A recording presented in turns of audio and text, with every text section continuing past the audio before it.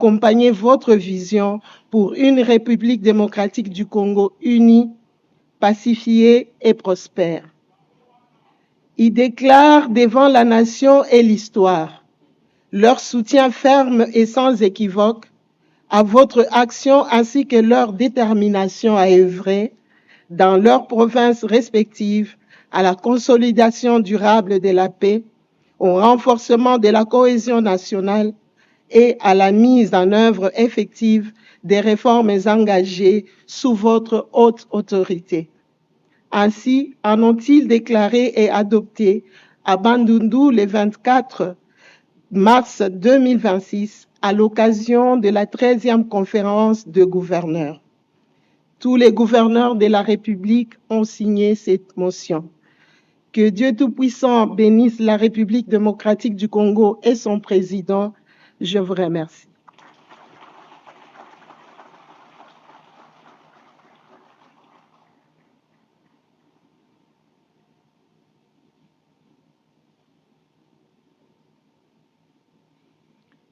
Qu'il plaise à son Excellence, Monsieur le Président de la République, chef de l'État, et président de la conférence des gouverneurs des provinces, à prononcer son discours d'ouverture.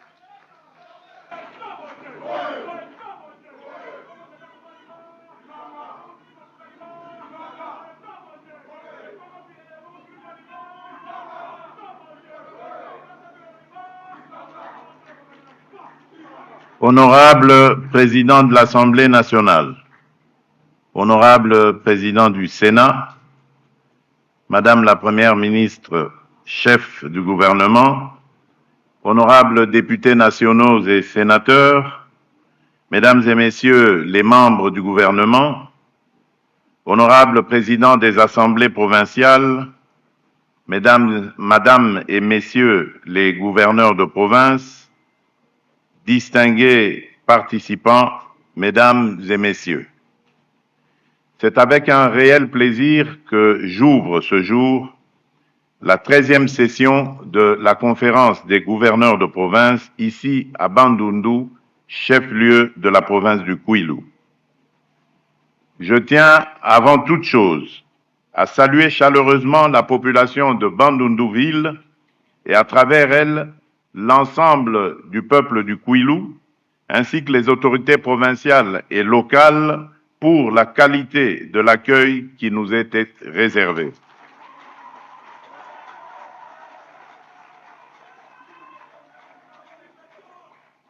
Dans cette hospitalité légendaire et exemplaire s'exprime avec force et simplicité l'attachement de nos concitoyens à l'unité nationale, à la paix et à la solidarité entre les provinces de la République.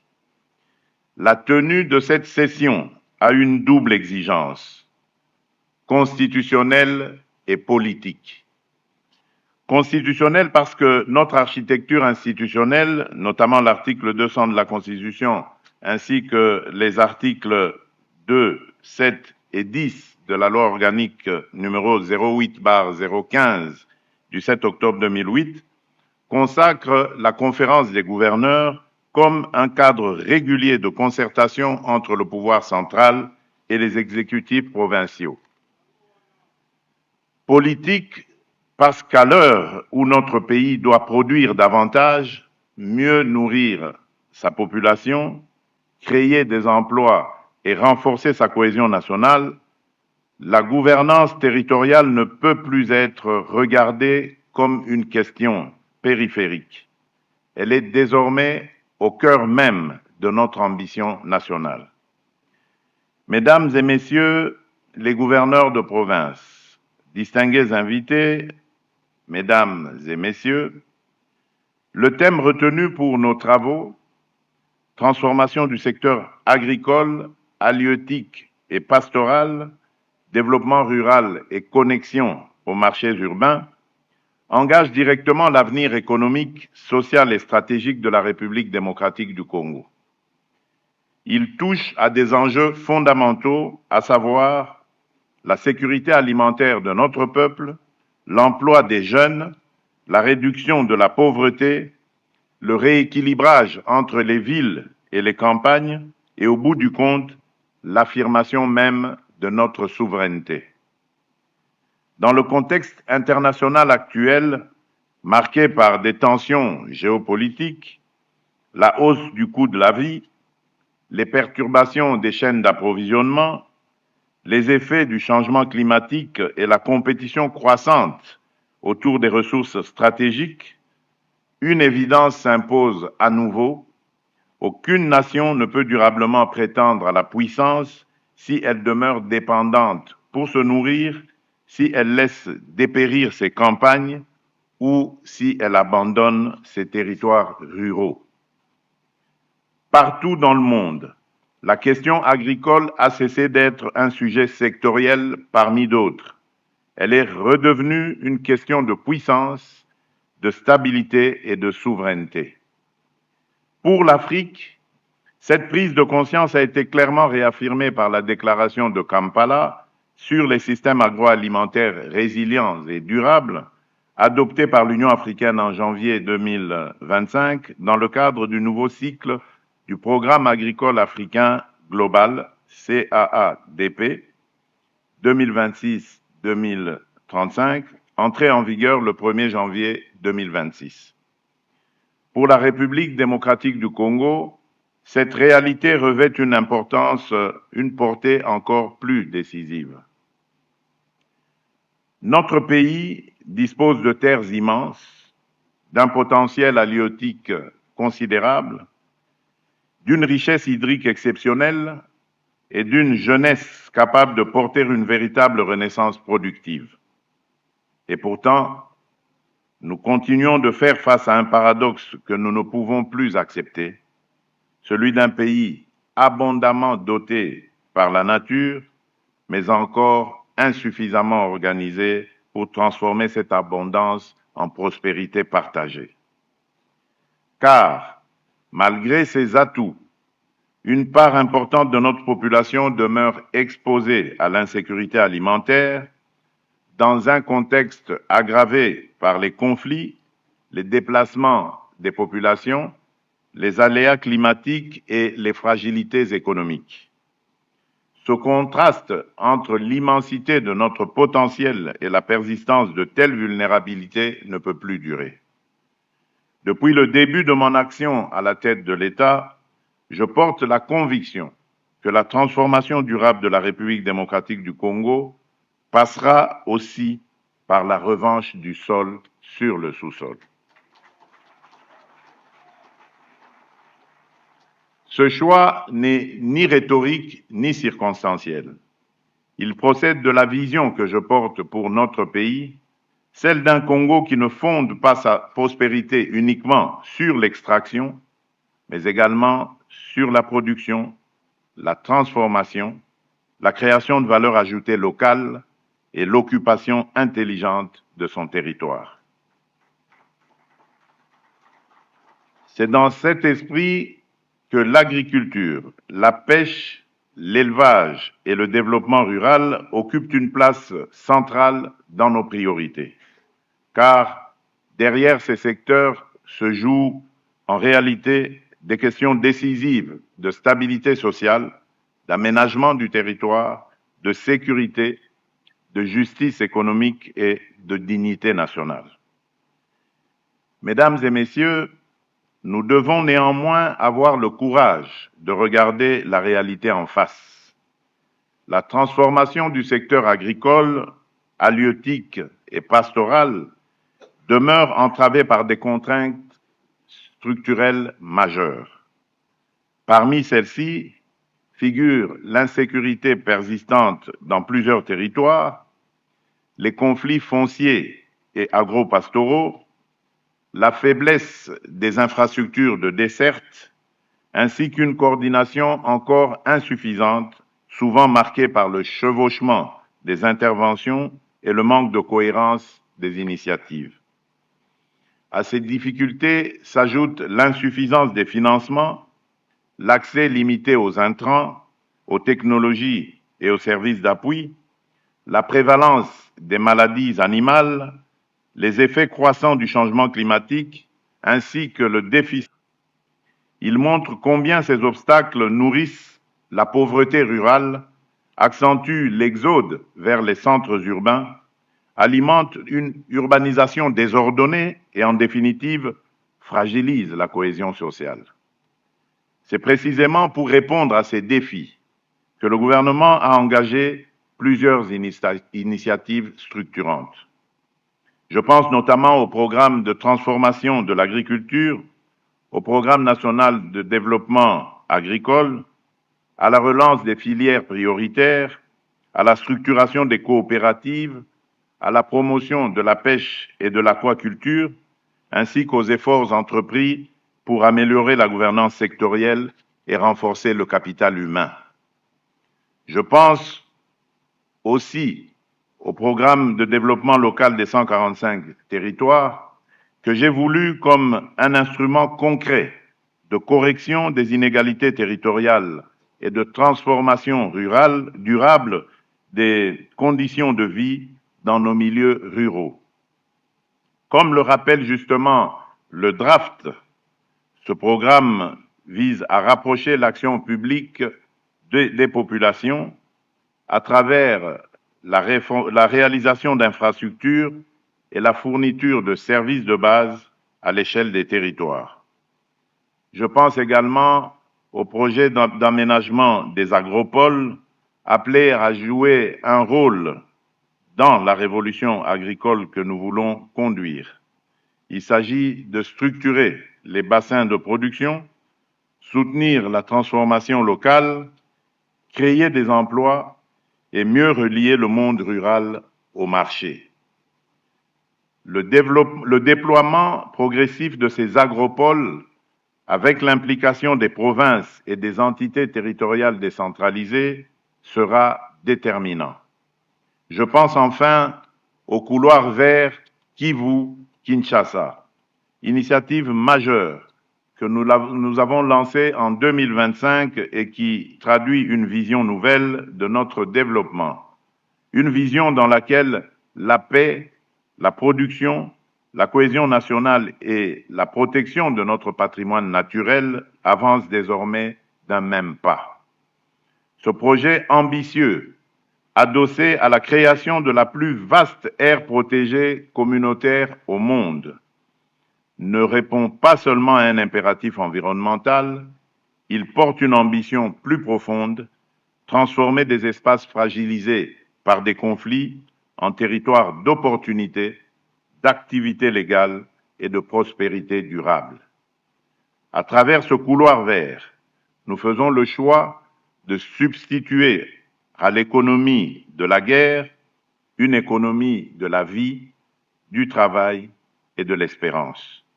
Il s'agit de protéger nos forêts, de restaurer les écosystèmes, de créer des emplois durables, de soutenir une agriculture responsable, de stimuler la transformation locale et de mieux relier les bassins de production à l'Est, au grand marché de consommation de l'Ouest.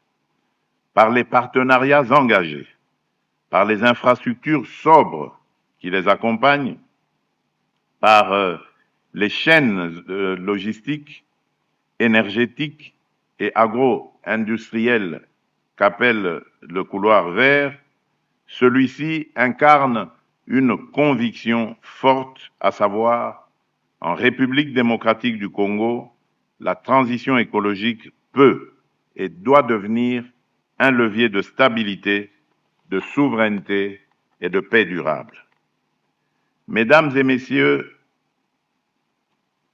distingués participants, la transformation du secteur agricole, halieutique et pastoral ne se heurte pas seulement à des défis techniques et financiers.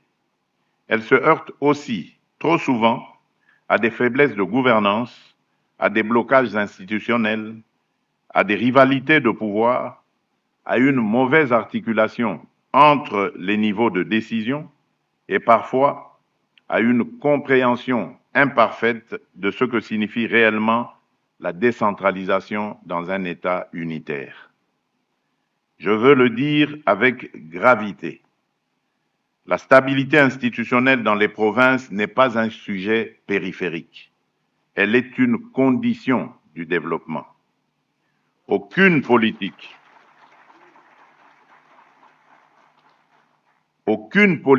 agricole sérieuse ne peut prospérer dans un environnement marqué par des crises répétées entre gouvernements provinciaux et assemblées provinciales. Aucun investisseur, aucun partenaire, aucune communauté productive ne peut se projeter sereinement là où l'incertitude politique devient la règle, là où les conflits institutionnels paralysent l'action publique et là où les priorités varient au gré des calculs de circonstances. De la même manière, aucun développement rural durable ne peut naître dans un climat dominé par l'affrontement permanent, l'instabilité des équipes, la confusion des responsabilités ou la politisation excessive des mécanismes de contrôle. La décentralisation n'a jamais eu pour vocation de faire des provinces des foyers de tension permanente. Elle n'a jamais eu pour objet de substituer aux exigences de bonne gouvernance des logiques de confrontation, de captation ou de blocage. Elle a été voulue pour rapprocher l'État du citoyen, pour adapter l'action publique aux réalités locales, pour responsabiliser les acteurs territoriaux et pour faire émerger dans chaque province des dynamiques de développement conformes aux potentialités propres, à leurs potentialités propres. J'attends donc de tous les acteurs provinciaux et de tout particulièrement des gouverneurs et des présidents des assemblées provinciales qu'ils se montrent à la hauteur de cette responsabilité historique. Le contrôle parlementaire provincial est légitime. Il est nécessaire. Il est sain dans une démocratie. Mais il ne peut devenir un instrument de chantage politique ni d'instabilité chronique.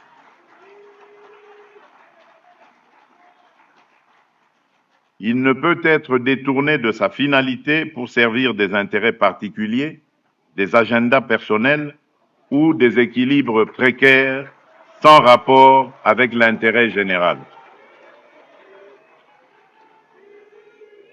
De la même manière, l'autorité de l'exécutif provincial ne saurait s'exercer dans l'opacité, dans le mépris des textes et dans l'affaiblissement délibéré des mécanismes de redevabilité.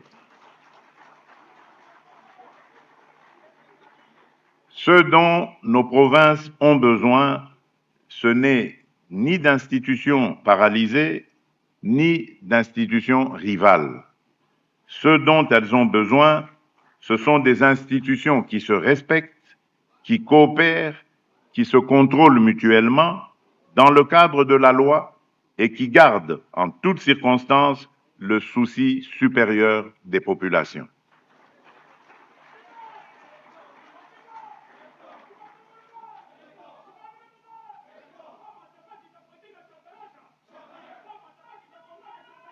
Madame et Messieurs les gouverneurs, vous êtes au premier rang de cette exigence. Dans vos provinces respectives, vous êtes les pivots de l'action publique territoriale, les relais essentiels de la vision nationale et les garants de sa traduction concrète sur le terrain. Vous n'êtes pas seulement comptable d'une administration, vous êtes responsable d'une méthode, d'un climat de travail, d'une discipline de gouvernement et d'une capacité collective à produire des résultats. À l'échelle provinciale, vous êtes les facilitateurs entre le pouvoir central, les entités territoriales décentralisées, les communautés locales et les investisseurs. À ce titre, votre responsabilité est décisive. Être gouverneur, ce n'est pas seulement administrer le quotidien, c'est imprimer une direction, maintenir la cohésion, prévenir les crises, arbitrer avec discernement et protéger les intérêts de la province sans jamais les dissocier de ceux de la nation. C'est en définitive faire vivre la République jusque dans ses territoires les plus éloignés. C'est un sacerdoce.